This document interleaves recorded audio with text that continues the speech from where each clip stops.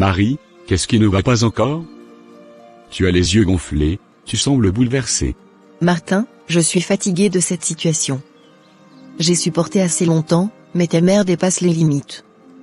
Figure-toi qu'aujourd'hui, elle a fermé la porte de la toilette à clé pour m'empêcher d'y entrer. J'ai dû attendre dehors, comme une étrangère dans ma propre maison. Quoi? Maman a encore fait ça? Mais pourquoi agir ainsi? Je ne sais pas, Martin.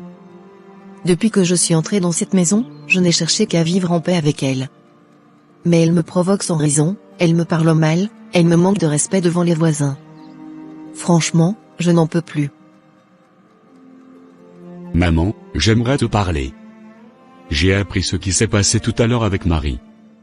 Pourquoi as-tu fermé la porte de la toilette? Martin, je ne veux plus de cette femme ici. Elle me manque de respect chaque jour. Je sens qu'elle veut me chasser de la maison. Tant que je suis en vie, je ne la supporterai plus sous ce toit. Maman, non, tu te trompes. Marie ne te veut aucun mal. Elle t'honore, elle fait tout pour te plaire. Mais toi, au lieu de l'accueillir comme ta fille, tu la blesses. Pourquoi agir ainsi? J'ai dit ce que j'ai dit, Martin. Si tu veux la garder, alors, ça sera impossible. Je ne resterai pas ici avec elle.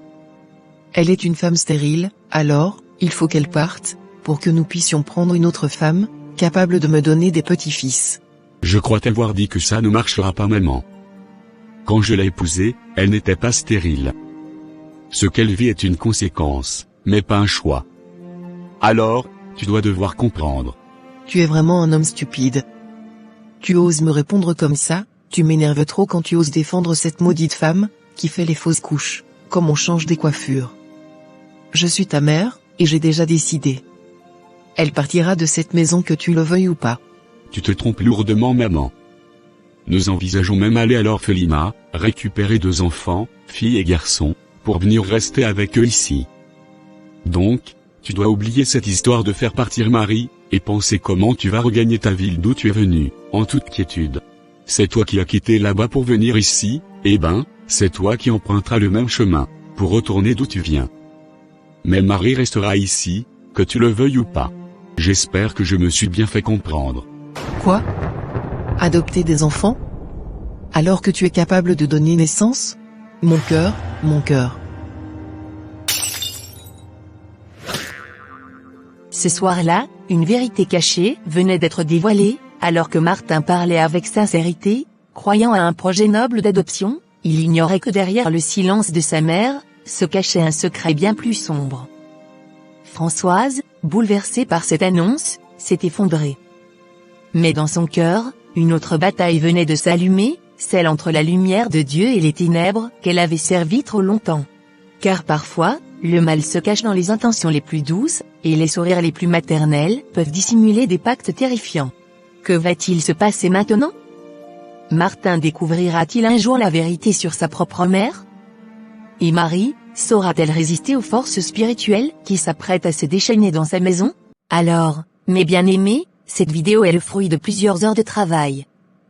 Si vous pouvez nous aider à faire grandir cette chaîne le plus rapidement possible, en partageant, en commentant, et surtout, en nous laissant un petit j'aime, n'attendez pas la fin pour le faire. Merci beaucoup pour ce geste d'amour et de soutien. Que Dieu vous bénisse abondamment. Oh, maman. Tu es enfin réveillée, Dieu merci. J'ai eu si peur, tu ne peux pas imaginer à quel point je suis heureux de te voir ouvrir les yeux. Heureux? Heureux de quoi, Martin? De quoi peux-tu bien te réjouir? De ta folie, peut-être? Tu es heureux parce que tu as décidé d'adopter des enfants qui ne portent même pas ton sang? Tu veux effacer toute ma lignée, c'est ça? Éteindre ma descendance pendant que je suis encore en vie?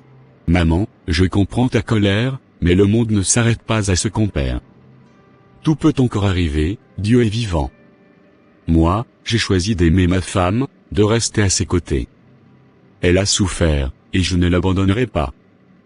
Que tu le veuilles ou non, ma décision est prise, et elle ne changera pas. Je suis ton fils, oui, mais je suis aussi un homme, et je sais ce que je veux pour ma maison. Toi tu es stupide. C'est sûr que cette femme t'a déjà envoûté. Mais je ferai tout, pour te faire sortir de cet envoûtement. Repose-toi, maman. C'est tout ce que je te demande. Bon, on se voit plus tard maman. Je vois. Même avec tout ce que j'ai fait pour lui, il ose me défier. Mais ce n'est pas fini, oh non, je l'ai toujours tenu dans mes filets, il ne le sait même pas. Cette nuit, je sais ce que je ferai. Au matin, il changera sa décision. Oui, il fera exactement ce que je veux.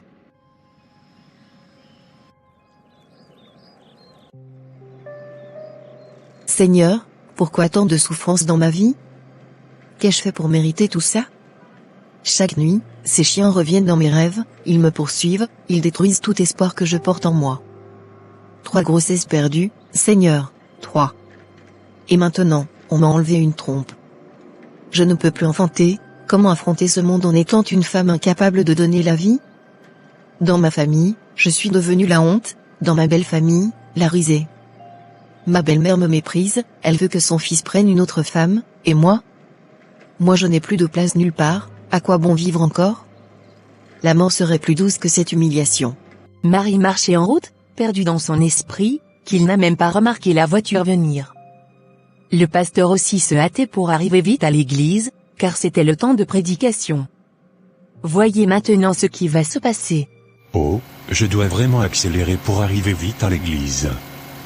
Les mécaniciens m'ont trop retardé, alors que le pasteur adjoint n'est même pas présent. Les fidèles sont là en train de m'attendre pour la prédication. Mais, cette femme est dépassée ou quoi? Seigneur. Non, non, non, j'ai frappé quelqu'un. Mon Dieu, aie pitié. Pas question de fuir. Je dois l'amener à l'hôpital. Peut-être qu'elle respire encore, Seigneur, aide-moi. Oh, mon Dieu. Cela fait déjà 3 heures du temps, depuis que j'ai amené cette femme dans cet hôpital. Je n'ai aucune nouvelle. J'ai prié vraiment qu'elle ne puisse pas mourir s'il vous plaît mon Dieu. Ah, voilà le docteur qui arrive. S'il vous plaît docteur, comment ça se passe là-bas avec la femme que j'ai amenée? Pasteur, ne vous inquiétez pas. Le choc n'a pas été très grave. Elle a quelques blessures et une douleur à l'épaule, mais rien de cassé. Elle restera juste une semaine ici pour observation. Les soins coûteront environ $150. Vraiment. Merci Seigneur, merci pour ta grâce. Tu ne permets jamais que le mal triomphe. 3 jours plus tard, le pasteur entre dans la chambre, portant un petit panier de fruits. Marie est assise, un peu faible mais souriante. Ma sœur, je suis vraiment désolé pour ce qui est arrivé. Ce jour-là, tu marchais, perdu dans tes pensées. J'ai tout de suite senti que tu avais un lourd fardeau sur le cœur. Oh, monsieur, ne vous en faites pas. Ce n'était pas votre faute. Tout arrive pour une raison, dit-on. Tu sais, je suis pasteur. J'en ai vu des visages chargés de douleur, et le tien en disait long. Même si tu prétends que tout va bien, je sens que tu souffres. Parle-moi, ma sœur. Peut-être que Dieu veut te libérer à travers cette rencontre.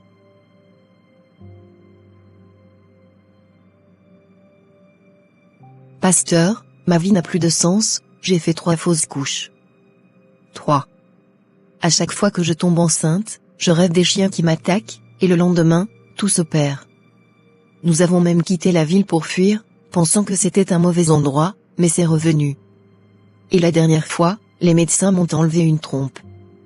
Ils m'ont dit que je ne pourrais plus jamais concevoir. Ma belle-mère veut que mon mari prenne une autre femme, et moi, je n'ai plus la force de vivre.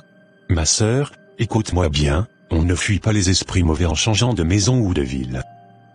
Tu peux déménager jusqu'aux extrémités de la terre, le diable te retrouvera toujours. Mais il y a un seul lieu où il ne peut pas t'atteindre, le sang de Jésus-Christ. Tu crois aujourd'hui au Seigneur Jésus, il te délivrera de cet esprit qui t'attaque dans ton sommeil. Et il te redonnera la joie de la maternité. Je veux croire, pasteur, je veux donner ma vie à Jésus. Répète après moi, Seigneur Jésus, je te donne ma vie, je crois que tu es le Fils de Dieu, et que rien n'est impossible à toi. Délivre-moi, guéris-moi, restaure mon corps et mon âme. Amen. Seigneur Jésus, je te donne ma vie, je crois que tu es le Fils de Dieu, et que rien n'est impossible à toi. Délivre-moi, guéris-moi, restaure mon corps et mon âme. Amen. À partir d'aujourd'hui, ma sœur, crois seulement. Tu porteras un enfant.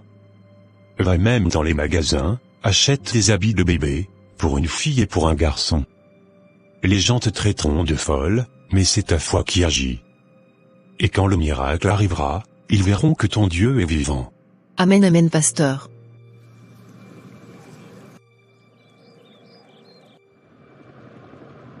En tout cas, aujourd'hui je confirme les paroles de ma grand-mère.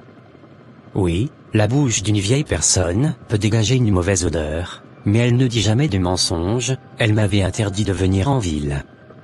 Elle m'avait dit, ton destin n'est pas là-bas. Mais moi, entêté, j'ai voulu prouver que je pouvais réussir. Et me voilà aujourd'hui, seul, sans argent, sans maison, sans travail. Si j'étais resté au village, j'aurais peut-être déjà une femme, un enfant, une vie simple, mais paisible. Maintenant je dors dehors, et je manque même 10 000 francs pour manger. Comment vais-je faire pour trouver 150 000 francs et retourner au village? Tout devient compliqué, je regrette d'être venu ici. Mon Dieu, qu'ai-je fait pour mériter une telle vie? Peut-être que je devrais commencer à marcher dans la ville. Si je trouve juste un petit boulot, même porter les colis d'un marché, j'aurai de quoi acheter un peu de manioc et de l'eau. En attendant, je ne sais pas comment rentrer au village.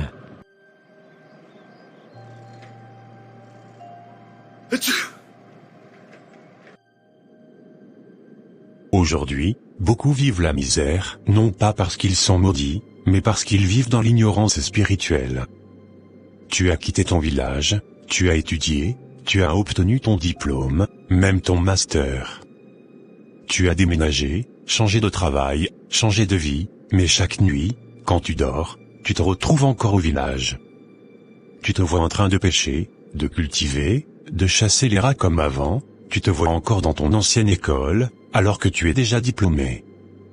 Tu te vois encore dans ton ancien travail, celui qui ne te payait presque rien. Tu te vois encore chez tes parents, alors que tu es déjà marié. Waouh! Cet homme est en train de dire les choses que je traverse réellement dans ma vie. Je vais rester là pour l'écouter un peu, et prendre un rendez-vous avec lui si possible. Si tu vois ces choses dans tes rêves, c'est qu'il y a un esprit de réclamation.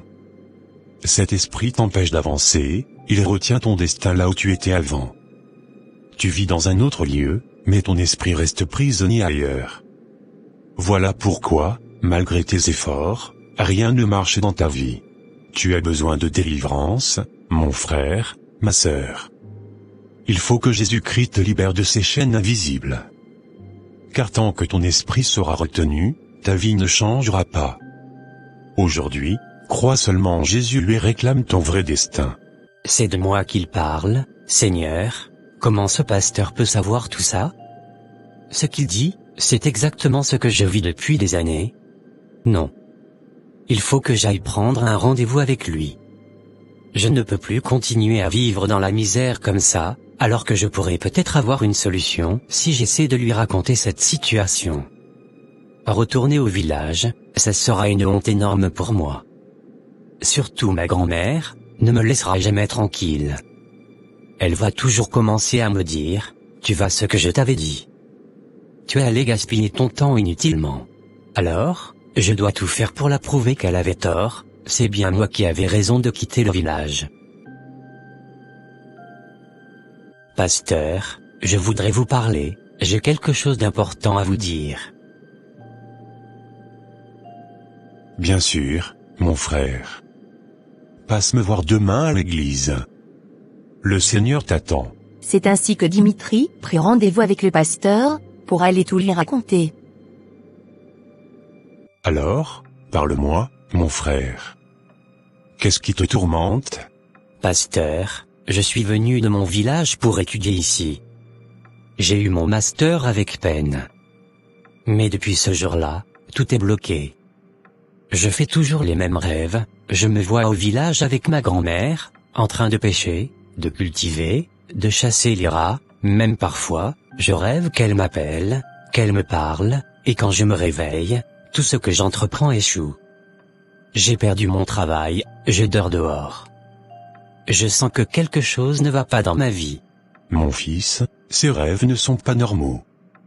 Ils sont le signe que ton esprit est retenu quelque part. Il y a des forces qui t'ont lié spirituellement à ton passé, et tant que tu ne seras pas libéré, rien ne marchera pour toi. Mais pasteur, que dois-je faire? Crois en Jésus-Christ. C'est lui seul qui peut rompre ces chaînes. Chaque soir, avant de te coucher, prie avec foi. Dis, Seigneur Jésus, je me couvre de ton sang. Que ton sang me protège et me délivre de tout esprit de réclamation. Et surtout, ne doute jamais. Car le diable agit là où la foi s'affaiblit.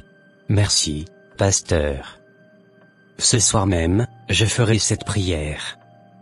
Je veux vivre enfin ma vraie vie. Tu vivras, mon fils. Et tu témoigneras un jour devant tout le monde que Jésus t'a libéré.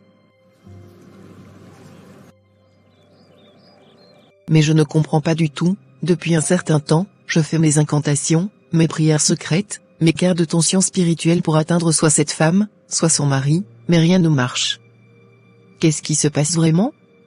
On dirait qu'il y a une couverture spirituelle sur eux, une main invisible qui les protège. Non, ça ne peut pas être. Moi, Françoise, je ne perds jamais un combat spirituel, jamais. Bonsoir maman. Toi, à la maison à cette heure? Oui, maman. Aujourd'hui, on a fermé plus tôt. Le PDG avait un rendez-vous urgent, et la pluie menaçait, alors on a clôturé le travail avant l'heure. Alors, où est ma femme? Tu me demandes où est partie cette femme? Moi, je n'ai pas le temps de savoir où traîne cette incapable. Elle ne peut même pas me donner des petits-fils, et toi tu veux encore la défendre? Abandonne-la, Martin. Trouve-toi une femme digne, une femme capable de te donner une descendance. Tu es mon seul fils, et tu veux éteindre ma lignée avec une femme stérile? Non, jamais. Maman, je t'ai déjà dit que j'aime ma femme. Sa stérilité ne change rien à ce que je ressens pour elle. Il est évident que tu sois envoûté par cette maudite femme Martin. Je me demande si ta tête la continue à fonctionner normalement, ou bien tu as des troubles mentaux. S'il vous plaît maman, aie pitié de moi je t'en supplie. Je suis déjà fatigué comme ça, avec le travail. Alors, j'ai besoin d'une vacance. Chut. Bonsoir maman. J'espère que vous avez bien passé votre journée ici.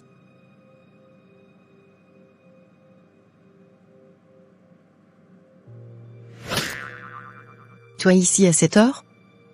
Tu n'es pas au travail? Tu croyais qu'il allait encore rentrer tard, hein? Comme toi, tu sors chaque jour pour tes histoires d'impudicité dehors. L'impudicité dehors? D'où est-ce que vous m'avez vu en train de commettre l'impudicité? Je savais que tu allais toujours démentir. Mais tu dois savoir que je suis une grande personne, et donc, je comprends mieux tes jeux. Maman, quand votre fils m'a épousée, j'étais encore vierge. Jamais je n'ai vécu dans le péché. Et aujourd'hui encore, je suis une femme fidèle. Si vous parlez ainsi, vous savez bien au fond de vous pourquoi vous le faites. Insolente. C'est moi, la mère de ton mari, à qui tu oses répondre? Tu es stérile et insolente, quel comble. Maman, s'il te plaît, arrête. Tu veux toujours créer des disputes. Marie ne t'a rien fait. Et pour ton accusation d'impudicité, l'as-tu déjà surprise quelque part? Donc maintenant, tu prends la défense de ta femme contre ta propre mère? Tu es vraiment sous son emprise. Et toi Marie, ces colis, c'est quoi?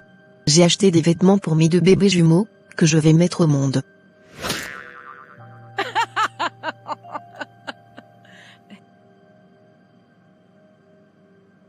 Ah. Voilà. J'avais raison. La folie l'a attrapée. Elle ne pouvait pas enfanter quand elle en avait la possibilité, et maintenant qu'on lui a même enlevé une trompe, elle veut faire croire qu'elle va enfanter? Tu entends ça, Martin? Cette femme est devenue folle. Marie, nous étions en train de préparer les papiers pour adopter des enfants, pourquoi parles-tu d'accouchement maintenant? Mon amour, oublie cette histoire d'adoption. Le serviteur de Dieu a prié pour moi. Il m'a dit de croire, d'acheter des habits pour mes enfants à venir, et j'ai obéi. Dans 9 mois, tu seras papa. C'est moi qui te le dis. Tu vois? La foi et la folie marchent toujours ensemble. Tu crois que tu as la foi, mais c'est la folie qui t'a attrapé, ma belle. Continue comme ça, bientôt on te verra dans la rue avec tes habits de bébé sur la tête.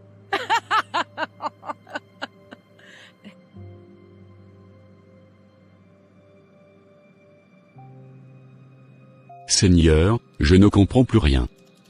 Est-ce que Marie perd la tête? Ou est-ce qu'elle croit vraiment à un miracle? Peut-être que maman avait raison, peut-être que tout cela est spirituel, mais si c'est Dieu qui agit? Si vraiment un miracle est en marche? Ô Seigneur, éclaire-moi. Dans cette maison, deux esprits s'affrontent, d'un côté, la foi pure d'une femme qui croit à la puissance de Dieu, et de l'autre, la haine et l'incrédulité d'une belle-mère aveuglée par la tradition et la peur. Car souvent, les miracles commencent là où la raison s'arrête. À très bientôt pour un nouvel épisode, mes chers amis. Bye bye.